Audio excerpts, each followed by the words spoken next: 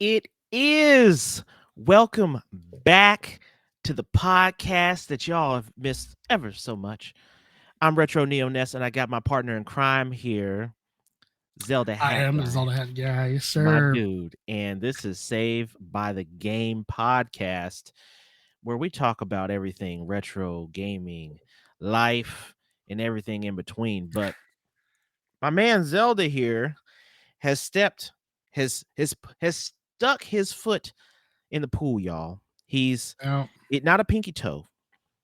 He's put his whole body in it. He has joined the dark side of gaming and decided to send some games in to get graded. And I know many of you out there are like, oh God, no. Oh, I hate graded games. Oh, you guys suck. It's a scam. It's this. It's look, folks. I've said this many times. Collect the way that you want to collect. If you want to emulate your games, emulate them. Play them as many times as you want. Hell, we do it too. We emulate as well on Steam Deck, Xbox, PlayStation, Game Boy. It don't matter. There's tons of different ways we can emulate. Do we collect shelfware? Yes, we do.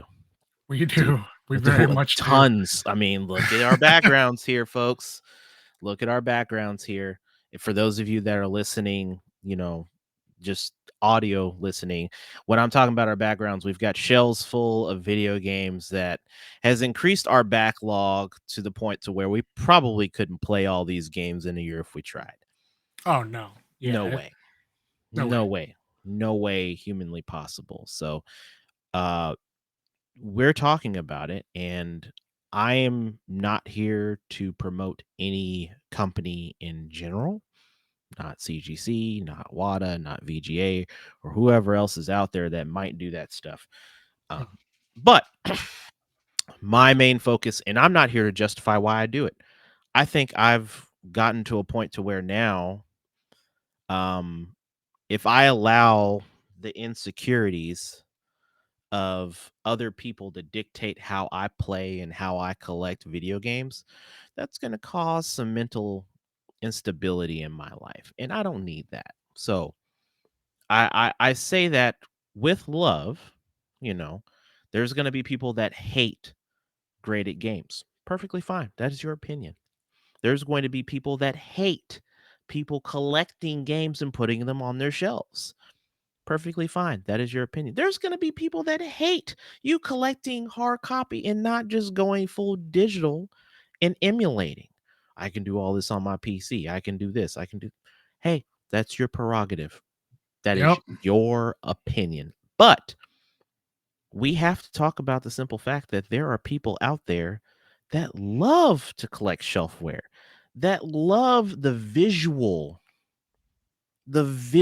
aspect of having the physical copy sitting there right in front of them, not being mandated by a company to say, hey, it's on the store, it's online for right now.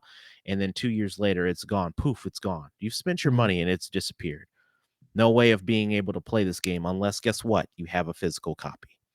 Right. Zelda, let's go into this.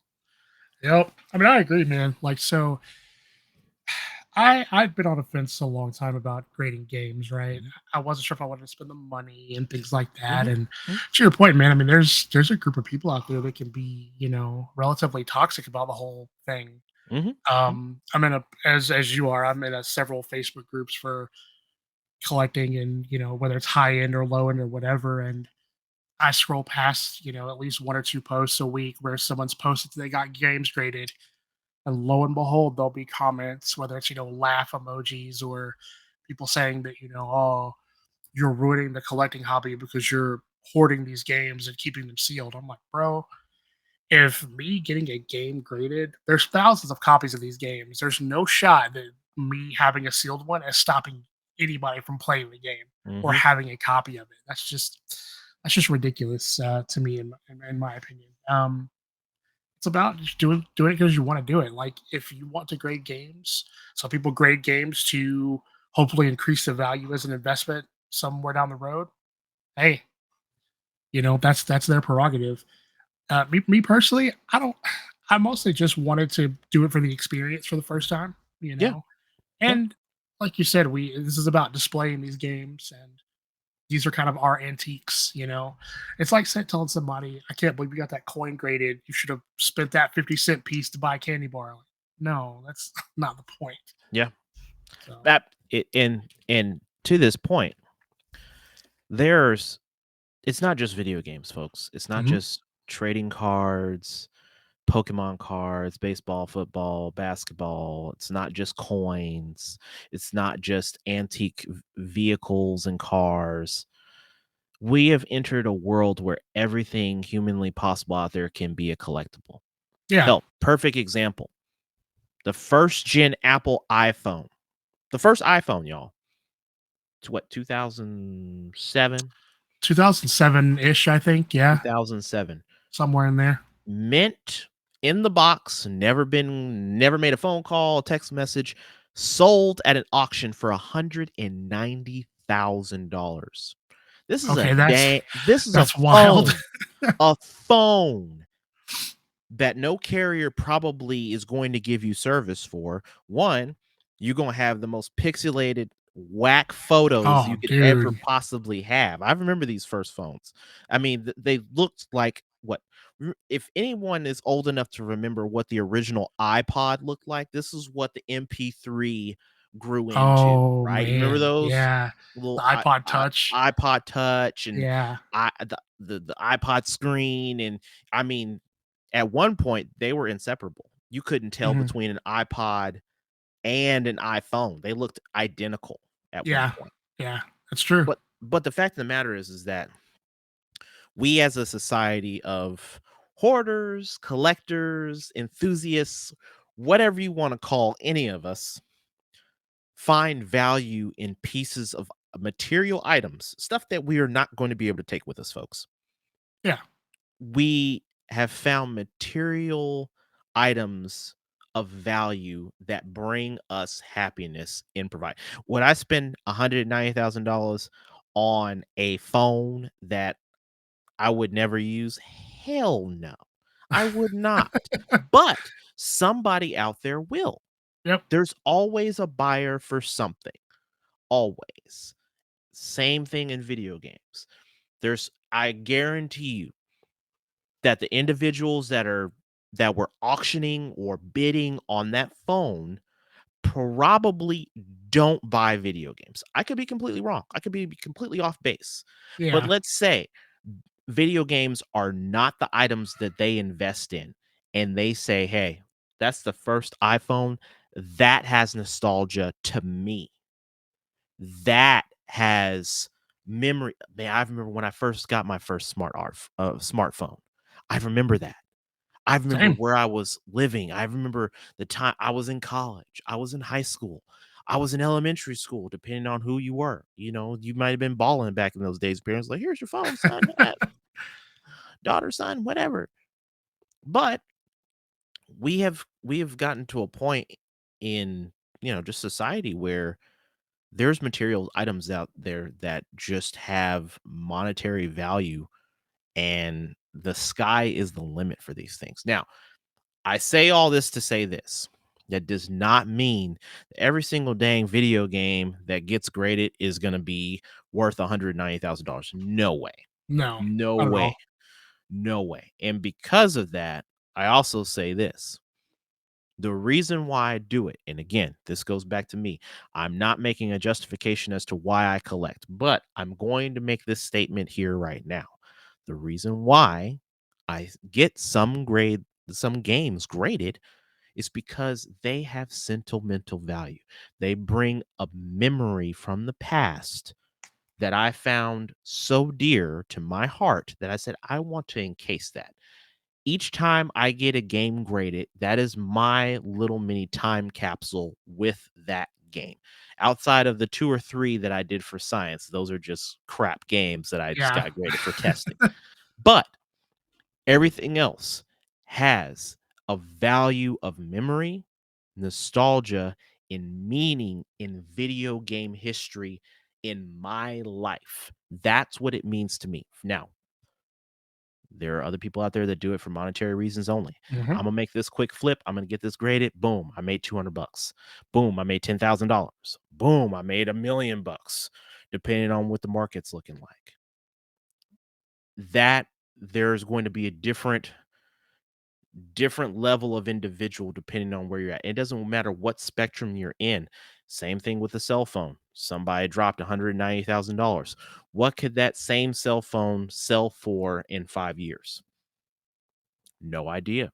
Could it be $500,000? Could there be a market eventually for sealed cell phones, flip God, phones, I can't even razor imagine. phones? Yeah, but I can't again, imagine. it goes back to craziness.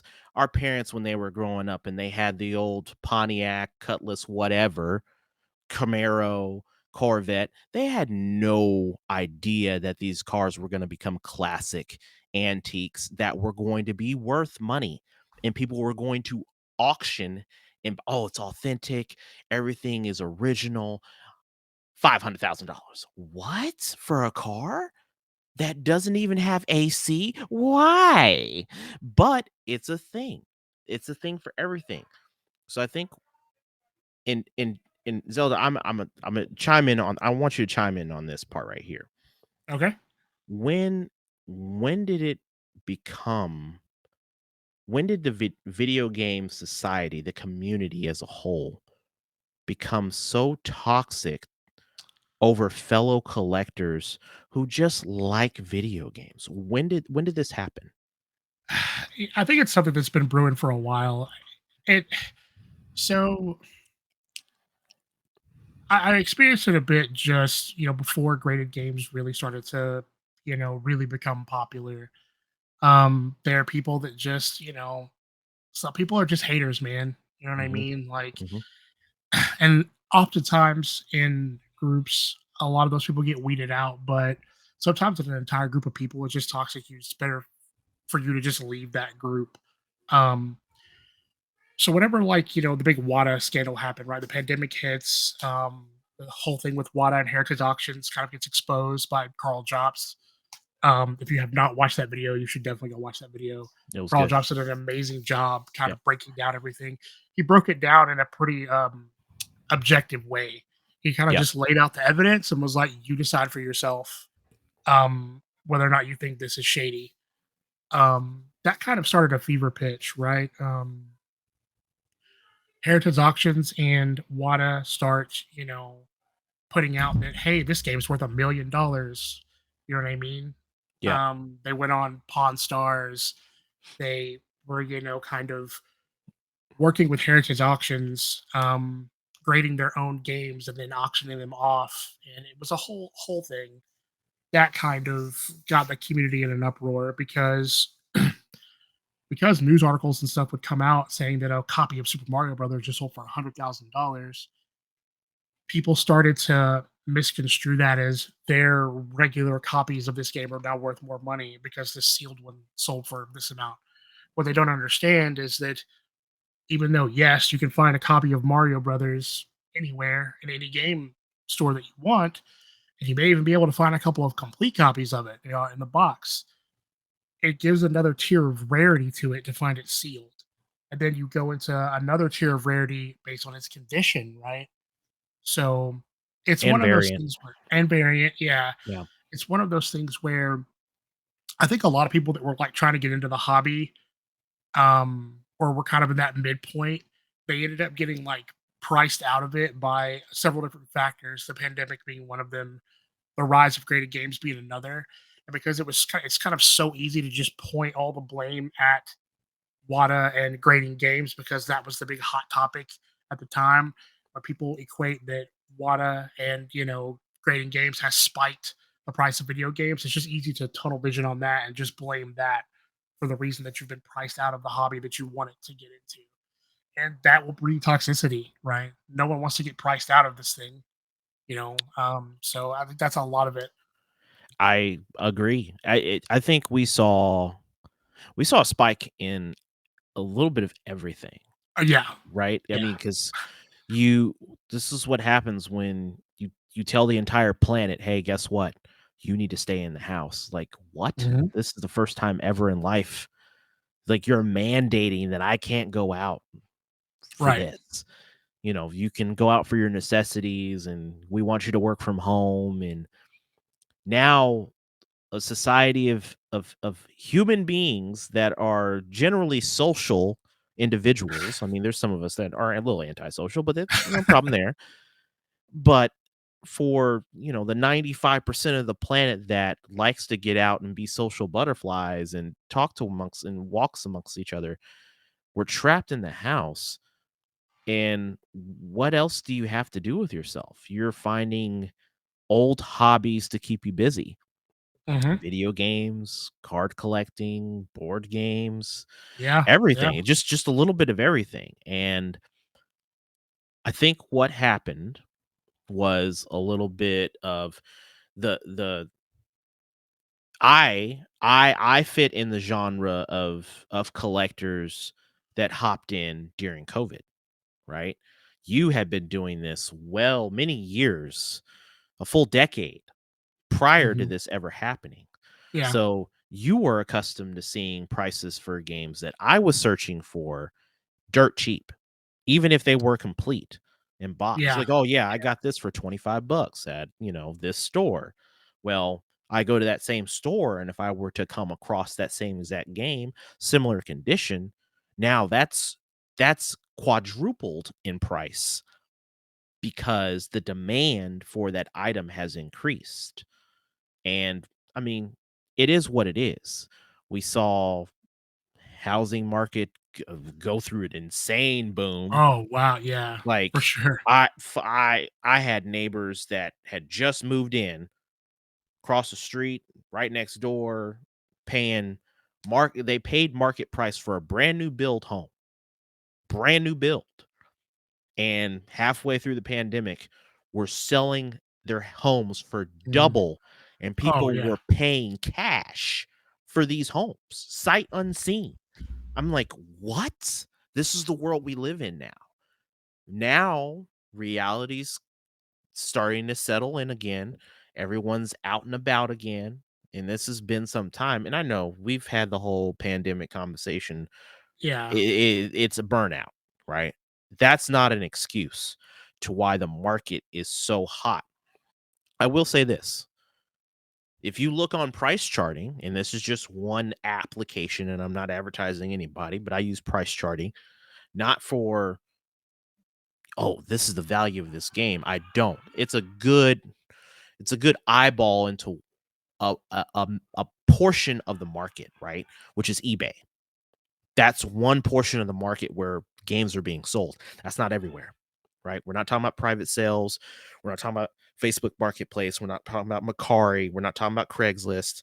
There's tons of other avenues of buying video games that don't get, that data doesn't get analyzed and plugged in to some of these applications that we're using to justify the price of a game. But Right. if you look at it from a price charting, every single day, I get an email notification for a game. Guess what? Price is dropping. Price is dropping. Price is dropping. During the pandemic, prices increased. Prices Yeah. increased. Like, I continue to add games, and the value of my entire collection continues to drop. Every week that I add a game to my collection, it may increase by 10, 15, 20 bucks. The following week, if I haven't added anything, guess what? It's dropped by 50 to $100. So the market is stabilizing. Yeah. It It is. is. And I think some of that too, whenever you have a because you have kind of a wider variety of things in your collection, I do. so I think you're gonna see some, Fluctuations. some fluctuations. Yeah. I think a lot of it too is, certain people started to reach a certain age where they started to get, their financially do a little bit better for themselves, start to get a little nostalgic for the things they played as a kid. I think that's kind of why you saw the N64 spike and the The GameCube cube. spike Yep. was because people were, oh, I want to go get all these GameCube games that I used to have when I was a kid. Because Yep. nostalgia is a very powerful thing, It very is powerful thing. huge. I mean, hell, it was. I'm not gonna lie, and from Neo Geo was not a nostalgia. It was more of a something I always wanted and never could obtain. right? So I was in a place where I could, hey, I can afford to drop a little bit of extra money during this boring ass time that I'm Yeah. living in. I'm at the house chilling. I'm in a brand new home that is empty. And guess what? I can't get furniture because the factories are shut down. So I'm just stuck here sitting on a couch with a TV. And I've literally watched everything known to man on every streaming application, and nothing new's come out because the planet shut down. So what else do I have to do? I think I'll shift back to my video games. I had a handful. Like I've what? Let's see, how many games did I have? I don't know, maybe 20, 25 games. And these all had super duper sentimental value. These were games I played in high school, my mom bought me, or a friend gifted it to me before I moved away. It was stuff like that, stuff I knew I was never going to get rid of. Everything else that now it's escalated to, it's just if I could go, if I told myself, 3 years ago, like if I go back in the past and tell myself like, hey, look, this is what your collection is going to look like, and I'd be like, yo, you tripping. Yeah. Yeah. I mean, look at your collection right now. I mean, it's grown from the time that I started collecting with Yeah. you. Yeah, for sure. It's definitely grown. It's grown and shrank, right? I've moved out of some stuff, and then True. I've Yeah. finished off the NES stuff that I wanted to do. But yeah, I mean, if you really love collecting video games, you're always gonna find something that you There's just can't live always without. there's There's always something. always something, No man. one's ever done. You know what I mean? No one's ever satisfied. You're either done and you sell out of it, or you're just constantly just picking up stuff. And that's 50-50 right there Hmm. when you sell out, because the seller's remorse is real. It is. There's so many comments were like, especially in the Neo Geo groups, like, I sold my whole collection. I had this game, this game, this game. This is the worst decision of my life, but I needed the money. I had it. Yeah, I needed the money, which is fair. That's fine. There's going to be trials and tribulations in life. Like look, my pride and joy sits smack dab right. Hold on, right here in the middle. This Neo Geo right here. That is, if I have to get rid of every last game in my collection, I'll do it if I got to keep my Neo Geo. I'll sell my arcades. I'll sell every box collection. I'll sell trinkets. Neo Geo will be the last one to go. But that's just because that is the console that I have invested so much blood, sweat, and tears in. yeah, It comes back to the graded games. Yes, they're encased in plastic. They can never be played again unless you crack the plastic, which is very doable. You could do that. But, and I've said this already, like I did not purchase these for monetary reasons, but the plus side, another plus that I see behind it is, should I run into a scenario where life gets rough and I have to let go of pieces of my collection, what's the first thing that's going to go? The first thing that's going to go,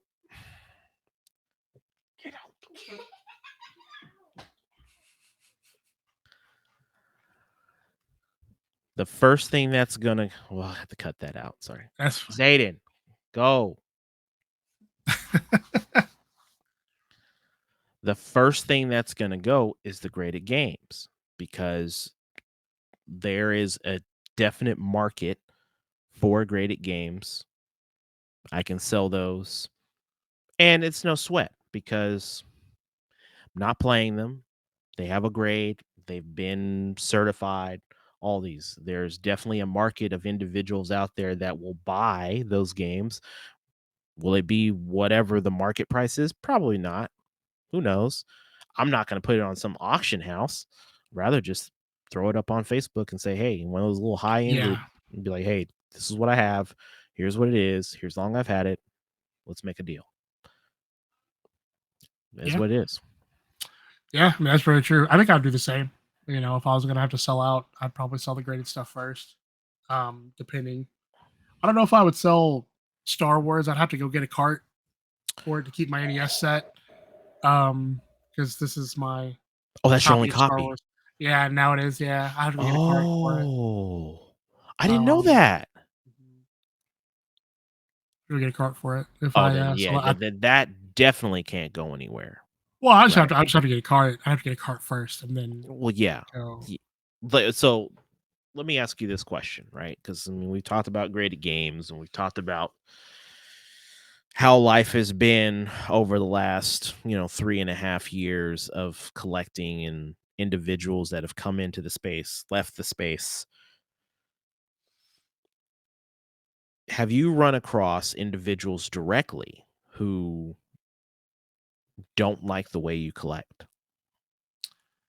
Um, yeah, yes and no. Like I've had people, um, question the entire thing, right? Like, why would you take up all Mhm, that space when you could just mhm, emulate? I get that comment pretty mhm. regularly. Yeah. Um, uh, I know a lot of people that are very, very vehemently against like graded games. Yep. Same. Same. Very vehemently against it. But for the most part, no. I mean, it's mostly people just question the why do it at all. Haven't really ran into anybody that's like, you know, well, I take that back. I take that back. There was one individual that was like, um, you should never pay retail for a game. If you pay, because I posted something that I bought and I paid retail for it, whatever the going rate was. I think it was the NES cart, and they were like I would never pay more than $5 for that game.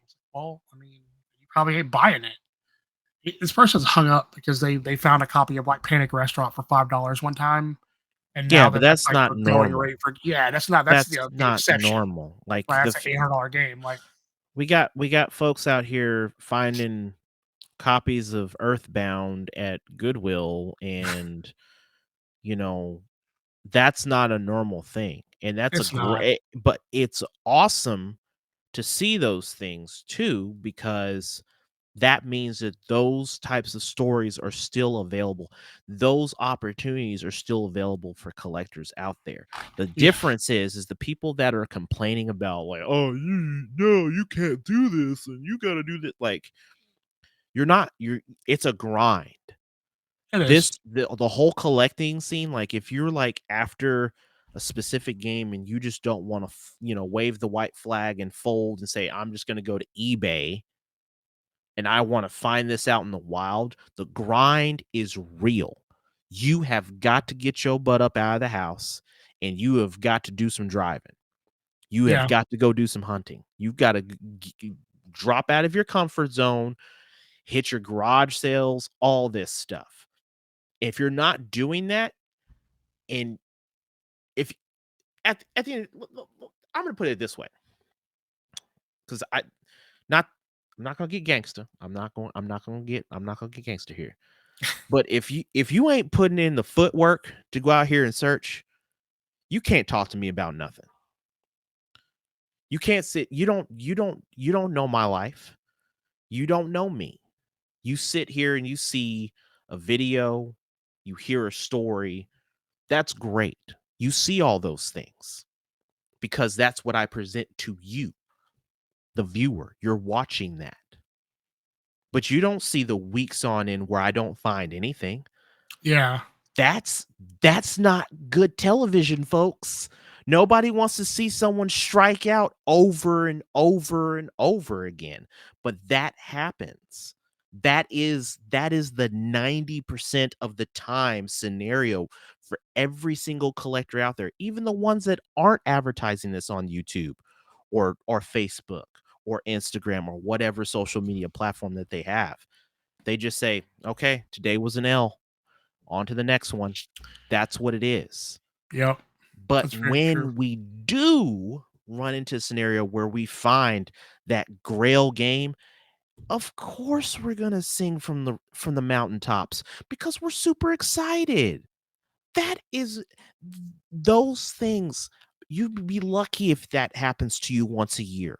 At a Oh yeah, random thrift store, a garage sale, a Goodwill, that stuff does not happen every day. It does not. condition be damned and all this stuff. If it's real, it works. That is a win. Yeah, That is yeah, a for win. sure.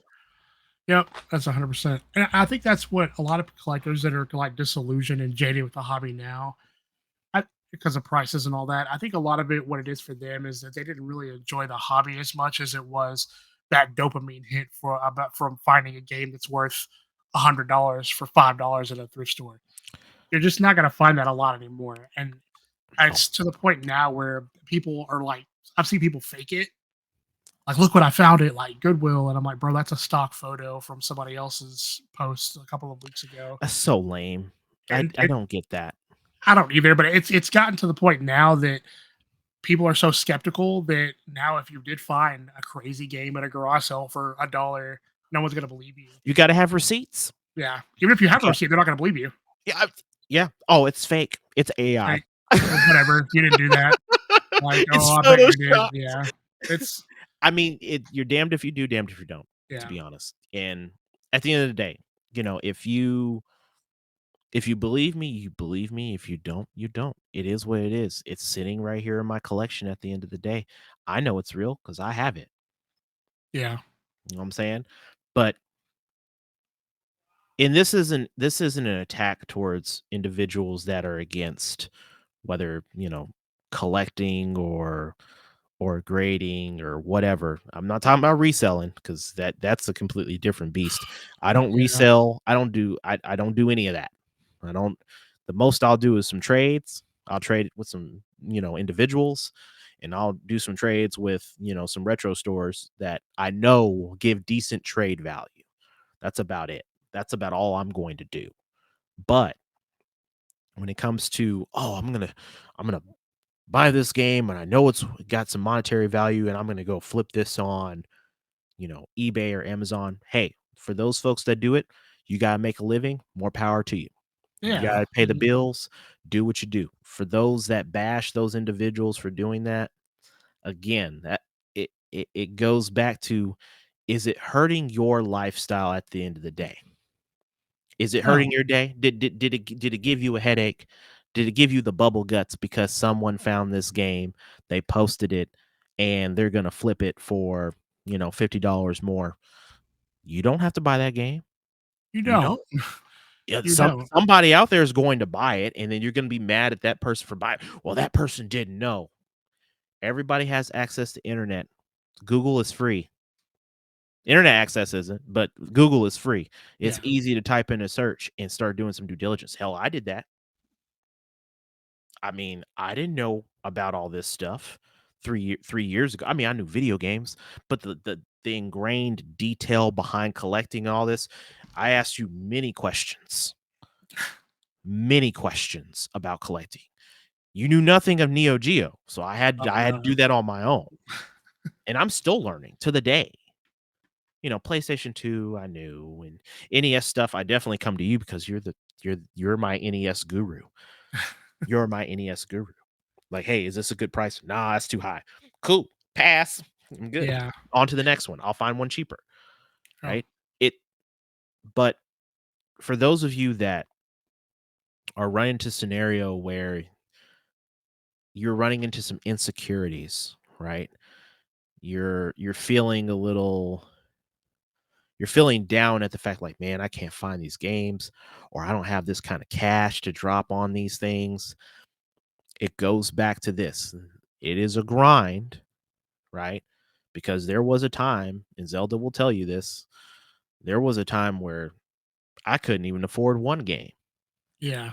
You Trust me, know, we've all been there. we've all been there, right? The universe works in its own way, and time, you keep the grind going. You do all the necessary things to make life better for you as an individual, financially, mentally, spiritually, whatever you want to call it, and you'll get to a point to where you're able to justify a couple of spins in key areas of your life that don't reside with bills and just the normal responsibilities of life. You can splurge a little bit, right? You want to manage that, of course, but if it happens to be video games, My recommendation for anybody out there, and Zelda will tell you this so many times, is do your due diligence. Don't just sit here and watch a YouTube video or read a blog on, oh, here's the way you got to do this, because that is not the right way to go about it.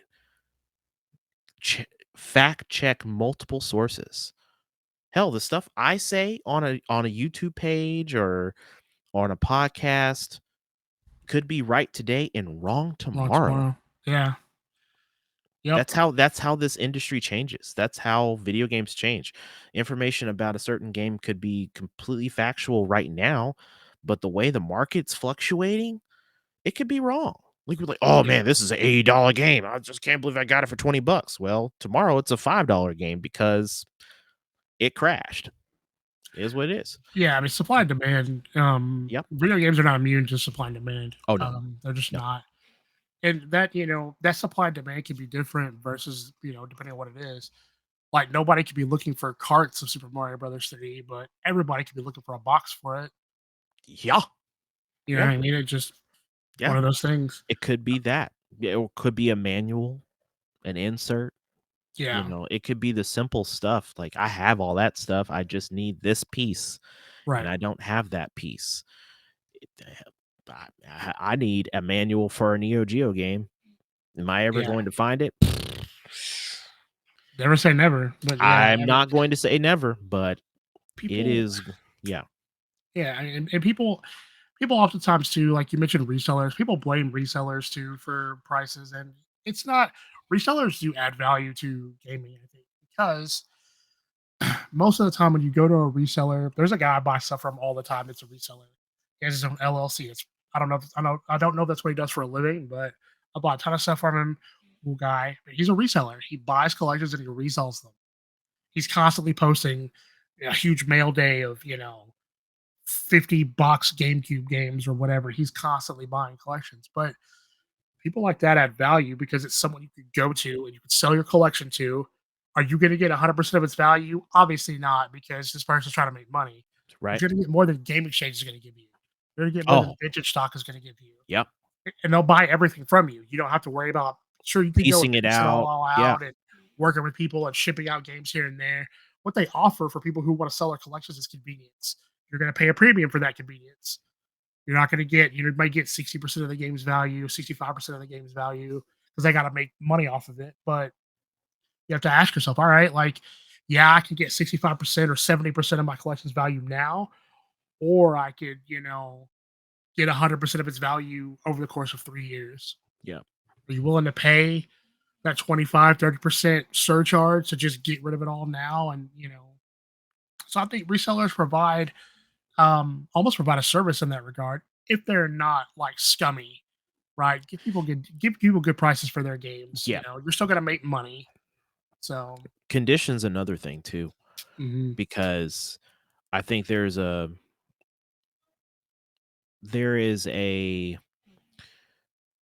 wrong I'm not gonna say there's a wrong way of processing the fact that okay, this game may be $250 complete, and that's where it ends. Like, okay, so this game's $250, but you've forgotten to say that your cartridge of that game is ratted out. It's dirty, it's nasty, it's got a bunch of stickers on it. Your manual's torn, it's missing a couple of pages. Your box that the game goes into has missing tabs, it's creased, or it's got a hole in it. That is not a $250 game. Right. That devalues that game quite tremendously. So when we're talking about the price of a game, that's subjective in some Oh, areas. especially if we're Very talking about boxes. Oh especially my about gosh. boxes, right? Yeah. Where you reduce the risk of being subjective on the quality of a game goes back to grading. Yeah. You It's reduce that. yeah, it's kind of hard to argue the condition of a game when it's like Yeah. literally You like right here. Like you can't here's the condition. Yeah, you can't like and you could say something about the grading company or whatever, that's fine, but at the end of the day, that is a game that is sealed in the original plastic, original box, never been opened, never been played. You know exactly what you're getting with that game. You know exactly what you're getting with the quality of that box, manual, insert, cart, all those things. You know Yeah. exactly what you're getting. You know the quality of that thing. When you're buying a $250 CIB game, let's just say, okay, I bought this online. It's $250. Now I have a $250 game. And then you get that game and you look at it and you're like, the inside of the box has mold. The manual has pages stuck together. I don't even know what that is.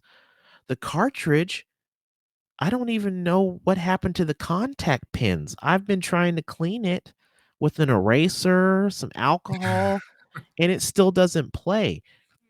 Subjective, folks. You got to do more than just looking on an app and saying, okay, this is what it's worth, because the data analytics that are involved behind these applications is not 100%. I would love to see an application out there that compiles all the data from all sources. That would be awesome. But that's a perfect world. Yeah. That's never going to happen. That's not going to happen. Yeah, that's very true. I mean, It's a lot of people it's use just price charting, right? Price charting is the big one, and yeah, yeah, price charting's fine. But I tell a story often about price charting. Is I remember I bought a copy of Super Street Fighter 2 Turbo on yeah. Super Street Fighter 2, sorry, on Super Nintendo, Mhm. from a game shop in Oklahoma. And if you went on price charting, the price charting price was like $40. He had it priced at 60. However, when I went and looked through all the sold listings, the condition of all the ones that had sold were not great. This one was pristine. The cartridge was still in the plastic. The manual looked like it was brand new. It looked like somebody had just opened this game and never played it. So I was fine paying $15 more than price charting, because condition wise, if someone would have sold this, they probably would have sold it for $100. Oh yeah, for sure. You know what I mean? Yeah. So price charting is good for carts. Like if you're buying a cart of something, price charting is a pretty good, you It's know, it's spot not of good for for a Neo cart. Geo.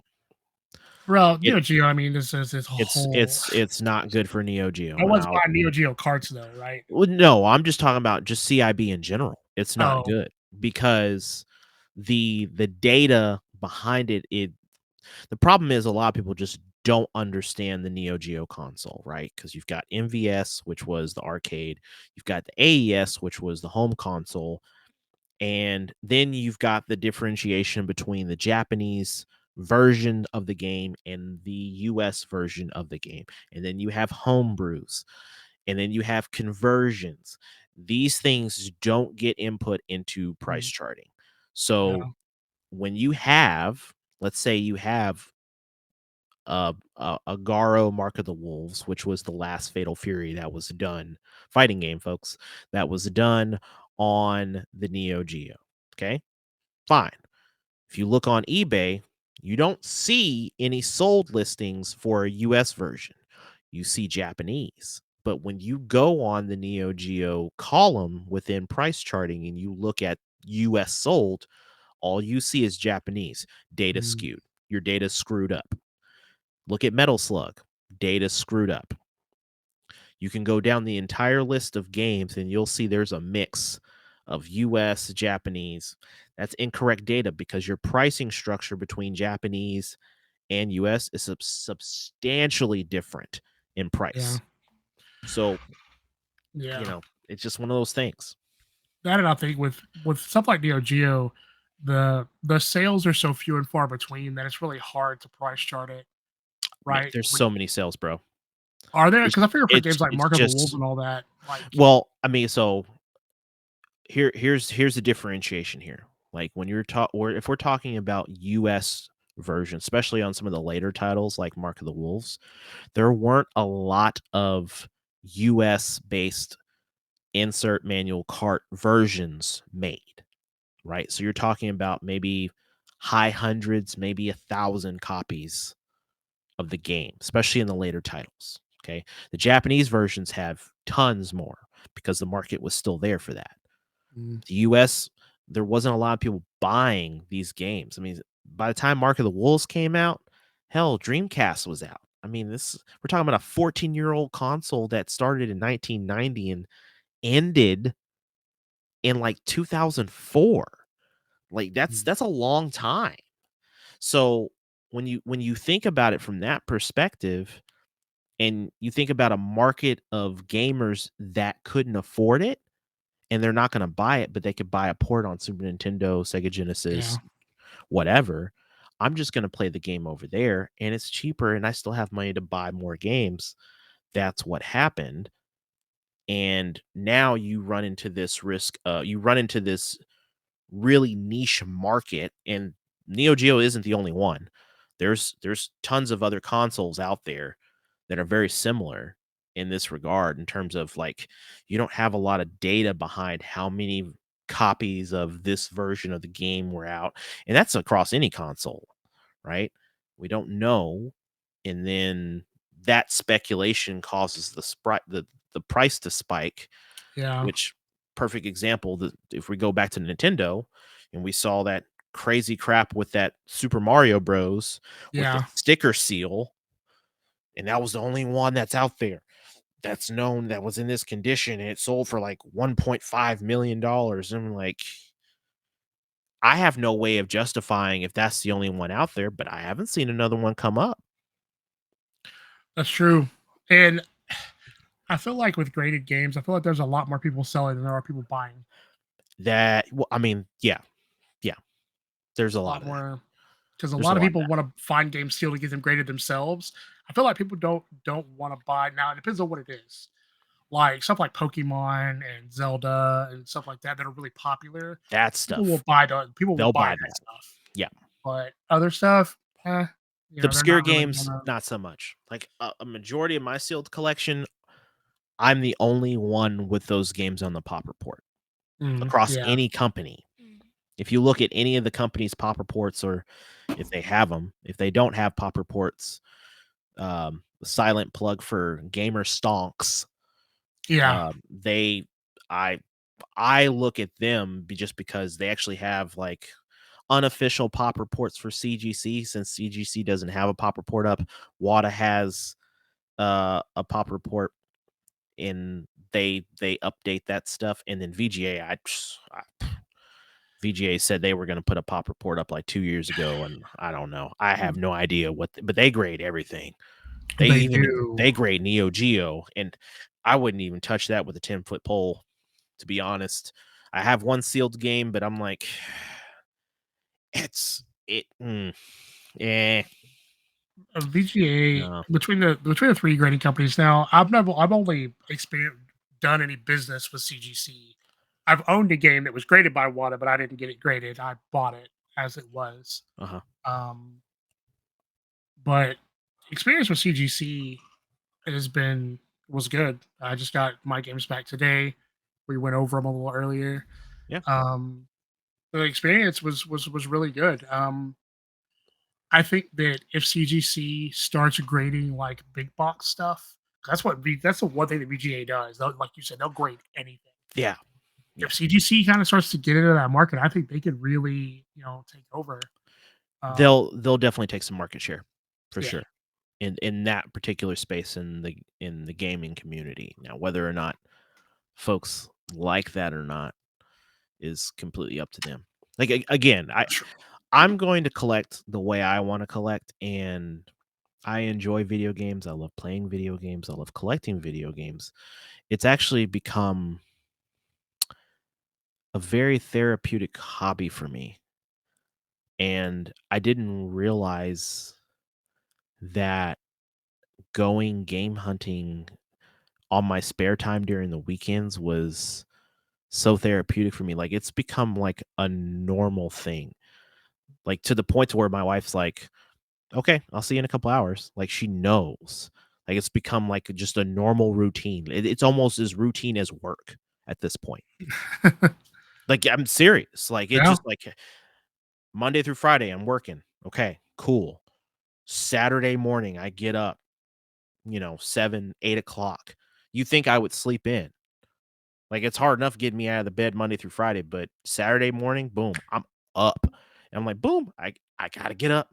I gotta hit the stores before everybody else gets there. I gotta get there early. Hit my first. I'm hitting 5 or 6 Goodwills before noon, and then I'm hitting a Mhm. couple of retro stores, and I'm back home by 2, and then the rest of the day I'm spending with family or we're going to do something that evening, or if we've got time, I'm doing a whole inventory dump where I'm cleaning games, and that's another therapeutic piece behind, like, I mean, like, "Oh, I found this game, it's super great, I've been wanting this in the collection so long, I've been wanting to play this game," but the disc is nasty, the box is gross, and I'm over here with some Clorox wipes and pulling inserts out, and I'm over here scrubbing the crap out of these and getting some Goo Gone and pulling all these dang old GameStop stickers off some of these games. But that's all therapeutic to me is because I found something that I wanted in my collection. Now I've plugged it into my inventory, and now I've cataloged it on my shelf in alphabetical order and placed where it needs to be. The only thing that I'm OCD about Yeah, is how same. I Yeah. arrange. I'm not OCD about anything else but this, but I have a system down on how I want everything categorized, and it just it's a very soothing process to me. So I say all that for everyone listening, watching. You spend this time online hating on other individuals who are who are in the same exact community as you, who are enjoying the same exact hobby as you. Like there was a time where gamers weren't accepted. We were clowned. We were made Yeah, fun of. that's We true. were the nerds that weren't cool. And it's become a social norm now where, "Oh, you game? Oh, what do you play?" Girls and guys. Oh, yeah. It's no longer just "Oh, a couple of boys playing." No. It's become a social norm for everybody to play, and yet it wouldn't be right if we didn't have some haters in there, but at the end of the day, I'm like, "Bro, sis, why are you mad? These people have a very common interest that you have. The same thing. yeah. Instead of wasting all this negative energy on bashing the next person on how they do this or why they buy this, you could be having a very lucrative conversation on that game. How'd you beat this? What was your experience here? That's a more fruitful conversation to me than sitting here having to Oh, justify yeah. Yeah. why I bought something and put it up on a shelf because you're mad that I have it. Like, where do you get off? Like, why? Like, did I sit here and, stick my foot in your Cheerios and Wheaties this morning? No, I did. No, I You didn't. missing the whole foot. The whole foot. I could have said something else. I'm just kind of trying to keep it Yeah, PG. yeah. Keep You it know what I'm PG. saying? Yeah. Keep it PG. But I, and I'm not ranting here. It's and Zelda knows me very well. If I was ranting, oh, we'd be bleep bleep bleep bleep bleep bleep Yeah, I bleep have to have bleep. the button, just keep hitting it. Beep, beep, beep, beep. Yeah, It, I don't know, man. Like you and I have had this conversation for what, for 13 years now. long time. 13 Long time. years. And Zelda and I have gamed literally for 13 years straight. There hasn't been a year within that 13-year time span where we weren't gaming. And the games changed, yes. A lot of them were first person shooters. There were a couple of Yeah, MMOs, RPGs in there, fighting games. We test out a couple of games and say, meh, yay or nay, and then go on to something else.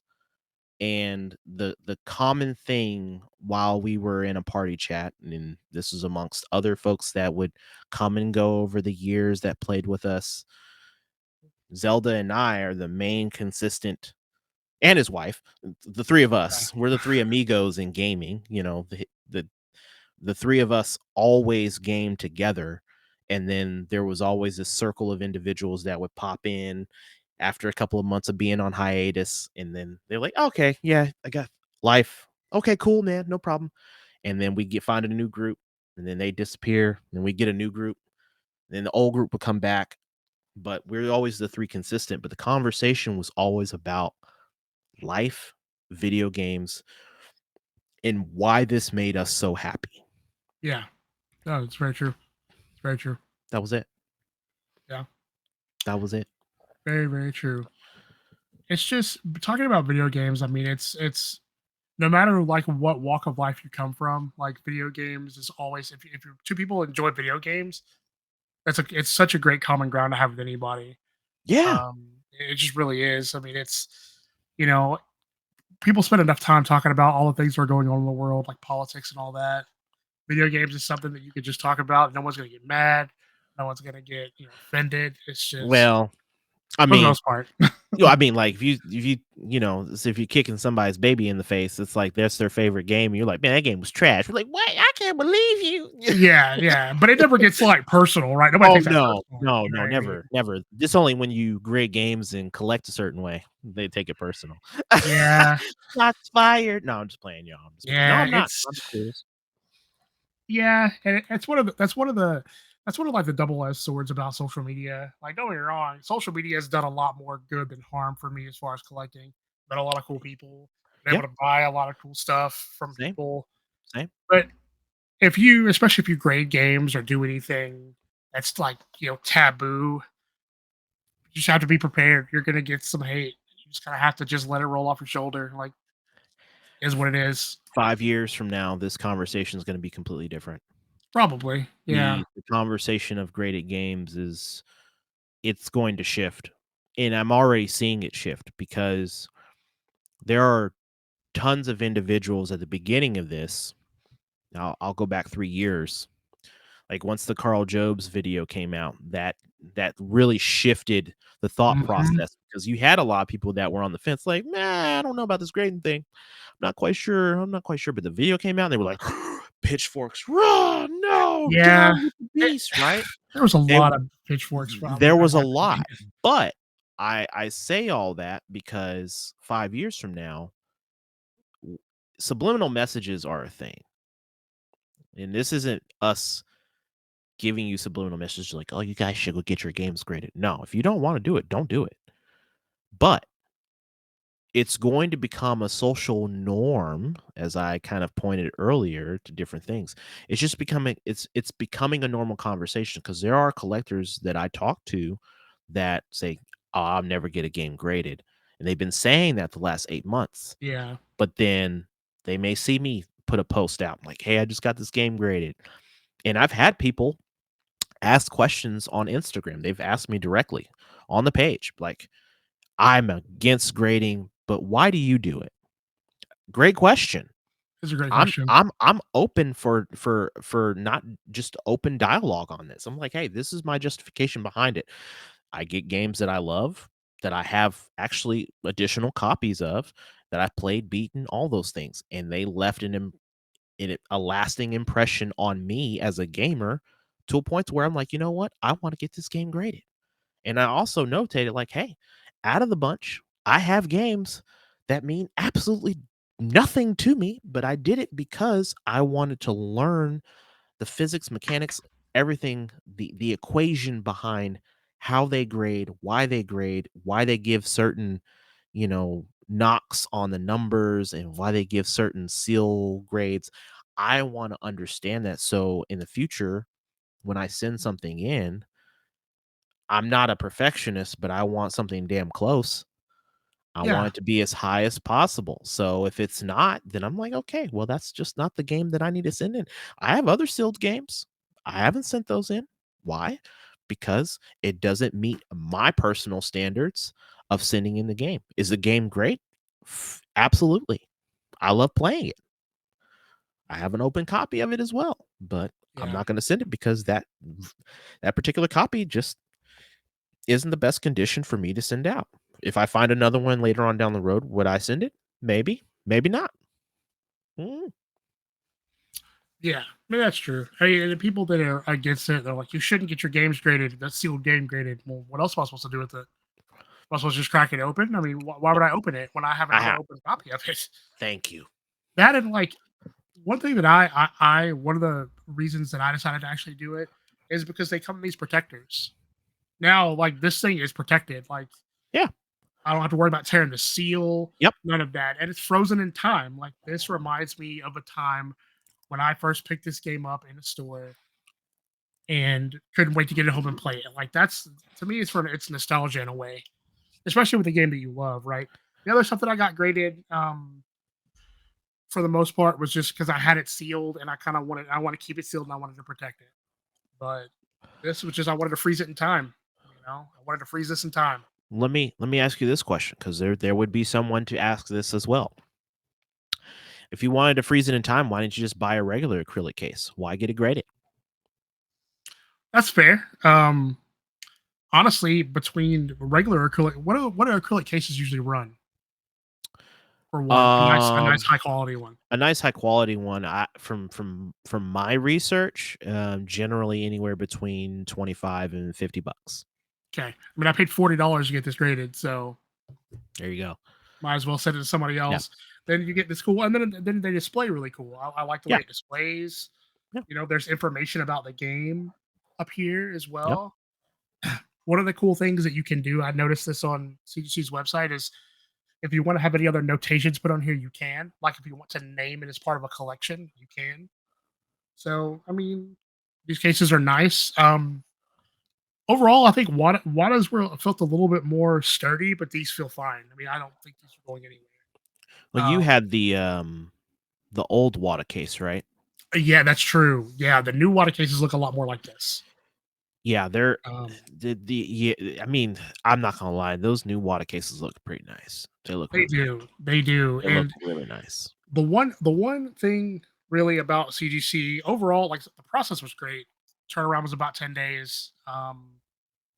Pretty good.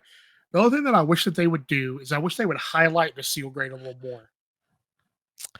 You and everybody else. I wish they would do that because like Wada actually puts it like it's like a white background. It's a little bit bigger what the actual seal grade is. If they would do that, I feel like this would they'd be top notch. I think if they ended up doing that, that would make for the perfect case. It Man, because 100%, you're, I 100%. mean, now you're competing. Like VJ is no, I'm not a fan of their grading scale. I actually like the 9 points and the A pluses and all that. They have the 85, 90s and all that stuff. I mean, it is what it is. Yeah, I think the highlight for them is them being able to grade big box stuff, consoles. I think that's pretty dope that they do that. But I think they've been around the longest.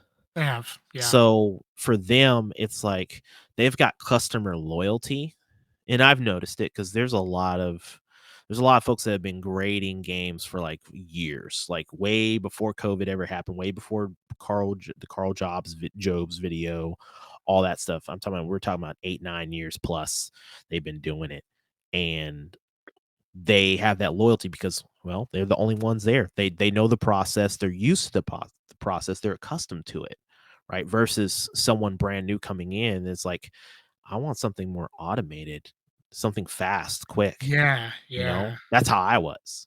I'm used to getting things faster, and I think that was one of the reasons why I didn't send any games out to Wada outside of the Jobs video too, but it was also the fact that I heard so many horror stories of people sending games out and they paid for like the warp shipping to get it back in like 15 or 20 days and they didn't get it back for 8 months. I'm like, "No, Yeah, I don't yeah, like that." yeah. I'm the same way. Like I, even when I sent these off, like as soon as that FedEx thing said it was delivered, I was checking their website like every day. Like, what are y'all doing? What y'all doing with my games? Because it's you're entrusting another company with some valuable stuff, Yeah. depending on what you're sending, Yep. obviously. But even if it's not monetarily valuable, it may be sentimentally valuable to you. You're trusting another company to Make sure it's slap it and send it back back. the way you sent it, make sure that it's safe and all of those things. I Yep. mean, All right. all right, so we've talked our heads off about this grading thing, collecting thing. At the end of the day, y'all, do you collect the way you want to collect? And we're going to cut it off here for this podcast for the evening, morning, afternoon, whenever time that you're listening or watching this. I'm your guy, Retro Neo Nest, the guy with one kid who loves the game online and no console. And you can find me at Retro Neoness on IG, Instagram, that is. And you can also find me at Retro Neoness on Threads as well. And you can also find me, Retro Neoness, right here on YouTube.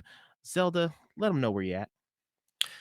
Pretty much the same for me. I'm on all social media except for Threads. I guess I have to check that out. But Gotta do if that. there's a Put that in Zelda there. Hat guy on social media, it is probably me.